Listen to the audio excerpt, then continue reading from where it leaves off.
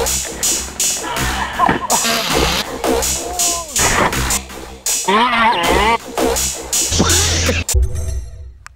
guys, welcome to another video from RC Max UK. Now this video is about tyres, and it's about the Fid Dragon Hammer tyres, which these are those really. It's the V1 tyres. There's a V2 Dragon Hammer out now which has different tyres of course, but these are the V1 tyres. I've got a V1 Dragon Hammer.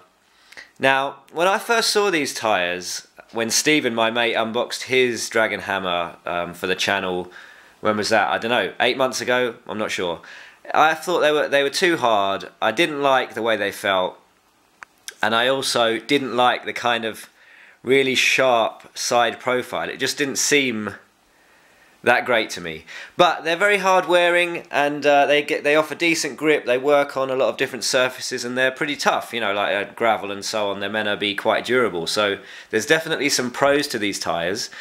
But having now my own Dragon Hammer V1, I wanted to modify them a little bit myself. Now this tyre is a spare tyre. It came with it, and basically that's just cable tied to the back of the cage there for looks, and it looks great. It looks absolutely amazing, this truck. But I've basically modified my tyres a bit, kind of gone to the DIY method which I often resort to with these kind of things, and basically sort of hacked them a bit with a Stanley knife to modify them a bit to try and stop this grip rolling. Now, does the Dragon Hammer grip roll too much, or does it roll too much? I don't know if it does roll too much, because I haven't used one enough. I've only borrowed Stephen's one once to use it fairly, you know, hard with a bit of driving. I've driven it a couple of times. It does roll a bit. It does have a tendency to roll, but the centre of gravity is fairly high, so you're kind of going to expect that. It's got a solid rear axle, which may also increase the likelihood of that. I'm not sure if it does. So yeah, it does roll a bit, but it doesn't roll massively. When I had it out and using Stephen's, I borrowed Stephen's, I used, I'd say sort of 2/3 of a tank or so, 3/4 of a tank, and I think I rolled it 3 times, maybe 3 or 4 times.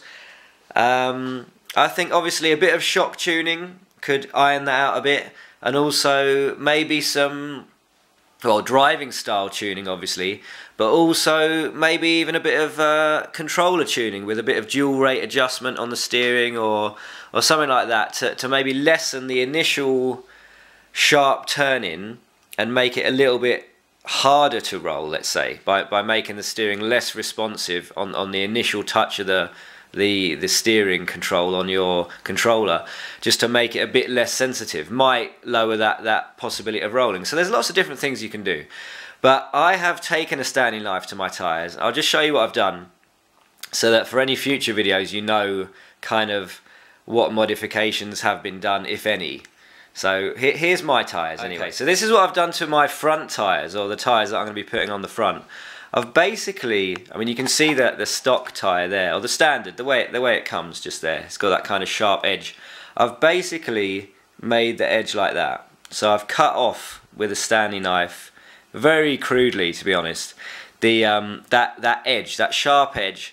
I've just cut it off, both of those tread sort of knobs all the way around, just to make the edge basically an angle instead of that straight angle like that, which I'm imagining definitely would cause a bit of grip roll, or a bit of extra chance of grip roll.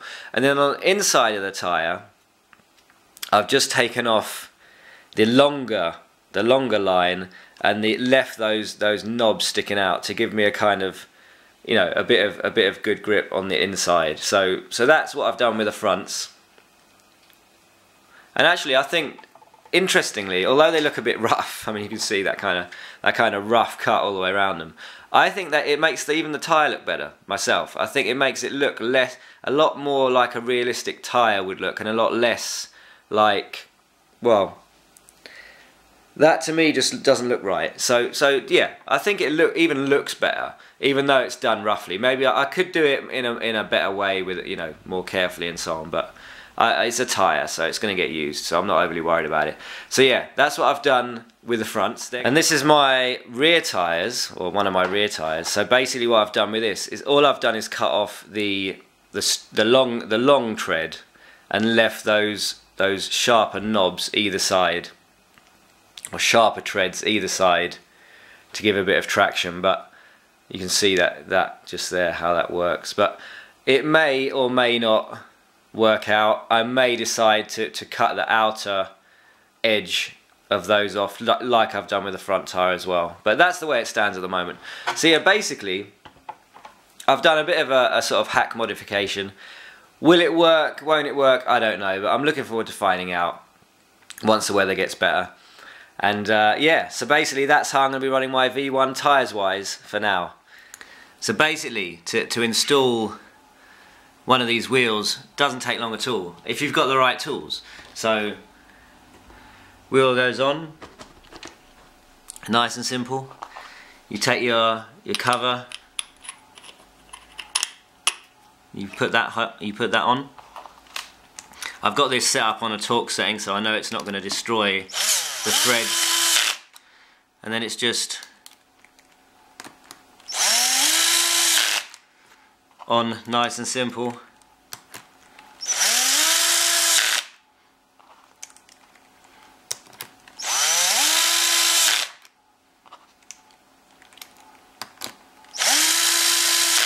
And that's it. So that's your wheel, nice and secure. And I mean, I don't ever see one of these being lost, one of these things. You've got 5 nuts on there.